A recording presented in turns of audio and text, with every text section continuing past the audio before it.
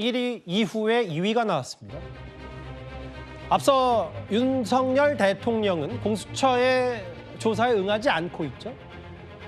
공수처가 그런데 여기 한 발 더 나아가서 증거인멸이 우려된다면서요. 대통령에 대해 변호인 외에 접견을 금지하면서 배우자인 김건희 여사도 윤 대통령 기소 전까지 면회를 할 수 없게 됐습니다. 오늘 법사위에서도 이 얘기가 터져나왔습니다. 네, 그럼 가족 접견까지 못하게 하는 경우가 많습니까? 일률적으로 말씀드릴 수는 없습니다만 뭐 그런 사례도 뭐 있는 것으로는 알고는 있습니다. 그러니까 가족과 연관된 사건이나 혐의가 있는 게 지금 아니지 않습니까? 접견을 굳이 막을 만한 불가피한 그런 사정이 있냐는 거죠.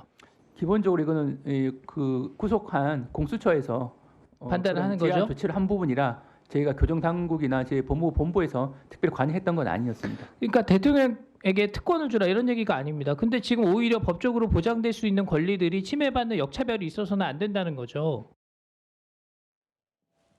오늘 법사위에서 참 여러 가지 얘기들이 나왔는데 있는 그대로 보면 변호인 외에 일반인 접견 조치, 금지 조치, 증거인멸과 도주 우려가 있는 경우 가능하다. 김건희 여사도 면회가 안 된다는 거잖아요. 다음 화면을 보면 좀 더 구체적인 시간도 나왔어요. 다음 화면을 보겠습니다. 일반 30분 이내, 서울구치소 10분 이내. 그러니까 증거인멸 우려를 안 된다는데 윤희찬 부위원장님, 이걸 어떻게 받아들이셨어요? 그래서 저기 이제 그 일반인 접견의 경우에는 접견 교통의 경우에는 다 녹음이 돼요. 그다음에 이 그 나눠져 있습니다. 그러니까 재소자, 그러니까 수용자하고 접견 온 사람하고 이 참벽이 나눠져 있기 때문에 뭐 도주 우려가 있다 물건을 건네줄 수도 없습니다. 따라서 저 부분은 이제 증거인멸 관련돼서 우려가 있기 때문에 이제 그 금지했다라고 하는데 예. 실제 상당한 이유가 있는 경우에 해야 돼요. 그 상당한 이유라는 것은 이제 정황적 증거를 요구되는 건데 정황적 증거가 뭔지에 대해서 본인들은 이제 그 얘기 없이 그냥 금지했거든요. 그러니까 좀 이해가 안 되는 부분이 있죠. 예를 들면 예. 이전에 뭐 가족과의 어떤 문제 때문에 또는 일반인의 어떤 그 교통 때문에 이런 사단이 생겼다라고 제시하면서 접견 금지 결정을 해야 되는데 그런 거 없이 마냥 그냥 금지 결정을 한 거예요. 따라서 뭐 윤 변호인단에서 얘기하는 거와 같이 이거 감정적 아니냐라는 이 목소리가 저는 터무니없는 분석이 아니라고 보는 것이 굳이 이럴 필요가 없는 것이거든요. 예를 들면 아까 제가 말씀드렸지만 기존의 서류를 주고받는 것 때문에 어떤 사달이 났다거나 또는 이 뭐 도망을 위한 어떤 그 계획을 짰는데 그것이 나중에 발각이 됐다거나 이런 게 전혀 없잖아요. 예. 또 하나 이화영 전 부지사 예를 들어보면 예. 그 당시에는 가족 접견 이후에 많은 그 혼란들이 있었잖아요. 민주당 관계자분들이 가족을 간접 접촉해서 편지가 흘러나오고 법정에서 번복되고 이런 것들이 있었는데도 접견 금지 처분을 하지 않았어요. 그러니까 이화영 전 부지사와 배우자 관련된 뭐 공개적인 법정 부부싸움 뭐 이런 거 말씀하시는 그렇죠. 거네요. 그러니까 상당히 그 당시에는 정치권에서도 이건 뭐 증거인멸 우려가 있는 거 아니냐라는 얘기가 많았지만 예. 당시 이제 교도 당국에서는 전혀 접견 금지 이런 걸 안 했거든요. 근데 하필 왜 윤 대통령에 대해서는 저렇게 하는지에 대해서 사실 공수처에서 좀 면밀한 설명이 있지 않으면 저것은 사실은 감정적이다라는 윤 대통령 변호인단의 분석이 또 맞는 게 아니냐 이런 생각도 해봅니다. 그러니까 정치적 논란을 떠나서 뭐 최진봉 교수님, 뭐 법적으로도 여사가 직접 간다는 게 아니라 뭐 서신 관련 혹은 문서 증거인멸과 뚜렷하게 관련이 없는 사람들의 접견도 막는 건 문제 아니냐. 윤희찬 부위원장의 말 어떻게 들으셨어요? 저는 일단 뭐 공처가 그런 결정을 하는 과정이 어떤 증거들을 갖고 있는지 알지를 못하기 때문에 명확하게 말씀을 드리긴 어려워요. 다만 이제 그 관저에 있으면서 김건희 여사가 여러 가지 뭐 지금까지 나온 녹취록이나 아니면 뭐 여러 가지 사안들에 있어서 상당 부분 국정 운영에 일정 부분 개입을 하거나 관여를 했다는 정황들이 많아서 혹시나 내란 관련해서 그런 부분이 있지 않나는 그런 생각은 개인적으로 듭니다. 근데 제가 뭐 아까도 말씀드렸지만 공수처가 어떤 이유인지 명확하게 밝히지 않아서 제가 김건희 여사가 왜 접견 금지가 됐는지는 명확하게 설명하기는 어렵지만 그냥 제가 추측해서 말씀을 드려보면 예. 이제 여러 가지 그 운영 과정이나 또 여러 국정 운영 과정에서 김건희 여사 관련된 얘기들이 많이 나오다 보니까 그런 부분들이 혹시나 윤석열 대통령과의 관계에서 뭔가 증거를 인멸할 수 있는 우려가 있지 않았나는 생각이 들어요. 좀 개인적인 생각이란 말씀을 드리고요. 아마도 그런 부분들이 아마 공처에서 뭔가 자료가 있으니까 저러지 않았겠습니까? 필요하면 또 밝히지 않을까 그런 생각도 듭니다. 오늘 근데 법사위에서 제가 하나만 말씀하십시오. 추가하면 근데 이제 접견은 금지했는데 서신 수발은 또 금지하지 않았어요. 그러니까 문서 주고받는 거요? 예, 그러니까 김건희 여사와 서신 수발은 또 금지하지 않았기 때문에 예. 이것도 일관성이 없어요. 그러니까 결국은 공수처 수사에 대해서는 불응하는 거에 대해서 예. 다른 사람 만나고 왜 우리는 안 만나냐 이런 그 윤 변호인단의 분석이 맞아 보이는 것이 저럴 필요까지는 없거든요. 예.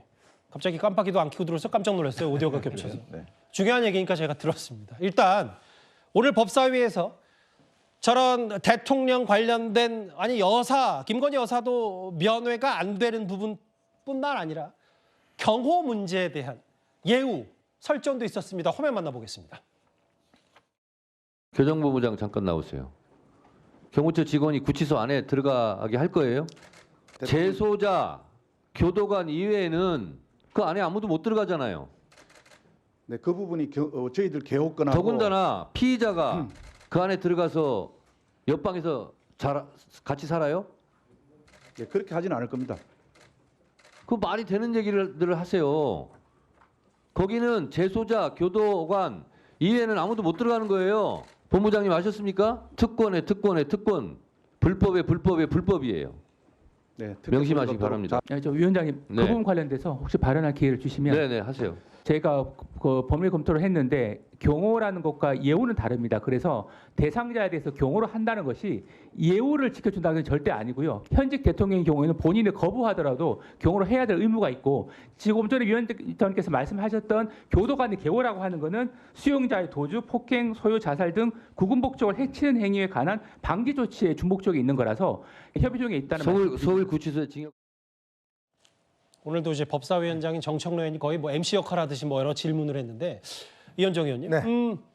이거 정청래 의원 얘기는 특권 아니냐, 불법의 불법이다 했더니 경호와 예우는 다르다. 현직 대통령은 본인이 거부해도 경호의 의무가 있다. 법무부 장관이 법적으로 권한대행이 반박을 했네요. 저는 정청래 위원장은 독단을 하고 있다 이런 생각이 듭니다. 저는 이 국민의힘의 여론 지지도 상승에 상당 부분을 아마 정청래 위원장이 기여하고 있다 이런 생각이 드는데 좀 보십시오. 오늘 우리 탑10 하는 쭉 과정에서 보면 전부 다 본인이 다 질문해요. 그리고 본인이 다 저렇게 마구 이제 이 그 관계자를 불러서 다그치고 이야기를 하고 있습니다. 저런 장면들이 결국은 야 지금 저 위원장 하나 맡아도 저 정도인데 정말 대통령까지 되면 어떻게 했느냐 이런 부분에 대한 국민적인 우려가 저는 뭐 정청래 위원장의 저런 행동이 상당 부분 기여하고 있다는 생각이 드는데요. 자 아무리 그렇지만 현직 대통령이 구속되어 있더라도 현직 대통령입니다. 예. 그러면 이 대통령에 대한 이 기본적인 그리고 또 무죄 추정 원칙 좋아하시잖아요 민주당이 항상 뭘 이야기하면 민주당은 항상 무죄 추정 원칙 이야기하시잖아요. 그러면 현재 현직 대통령이 직무만 중지돼 있을 뿐이지 당연히 경호를 받아야 되는 것이죠. 자 그렇다면 경호원이 들어간 게 뭐가 문제가 되겠습니까? 그리고 더군다나 지금 현재로서는 그 안이 아니라 지금 다른 건물에 들어가 있다고 하는데 저는 이것도 우리가 처음이기 때문에 그렇습니다만은 대통령에 대한 경호는 현재 대통령이 여전히 대통령이고 하기 때문에 저는 반드시 경호처가 해야 되는데 그걸 저렇게 못하게 하겠다고 이야기하는 게 저는 참 이해가 잘 되지 않습니다. 오늘 3평짜리 독방 내부 지금 대통령이 뭐 지금 강제구인 절차가 어떻게 진행되는지 검토 수준인지 아닌지 저도 정확히 좀 취재를 해서 알아봐야 되겠습니다만 접이식 매트릭스가 있고 바닥에 열선이 깔려 있고 책상 겸 밥상에 관물대, 세면대, 변기 뭐 이 지금 대통령이 머물고 있는 독방 내부의 구조들은 뭐 몇몇 많은 시청자들이 보셨을 텐데 일단 여기서도 변호인 접견 외에는 뭐 김건희 여사를 포함한 다른 지인들의 접견은 통제가 돼 있고 앞서 만나셨다시피 경호와 예우는 다르다라는 게 법무부 장관 권한대행의 얘기였습니다. 현재 수감 중인 윤석열 대통령의 근황에 대한 법사위 질문도 나왔습니다. 들어보겠습니다. 어저께까지 그 경호처와 경호와 관련된 문제를 협의를 완료하고 구인 피의자 대기실에서 일반 수용동으로 이동을 완료했습니다. 일반 수용동에서 하룻밤을 잘 보냈다는 보고를 받았습니다. 윤석열 피의자가 있는 독방은 몇 평 정도 됩니까?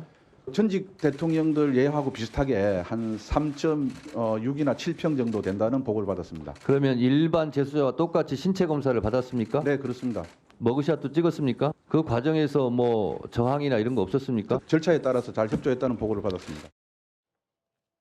뭐 보신 그대로 그 윤 대통령은 공수처의 수사에만 불응할 뿐 뭐 머그샷 찍다든지 여러 가지 절차에 대해서는 모든 절차를 밟았다는 게 지금 그 사법부와 교정당국의 설명이거든요.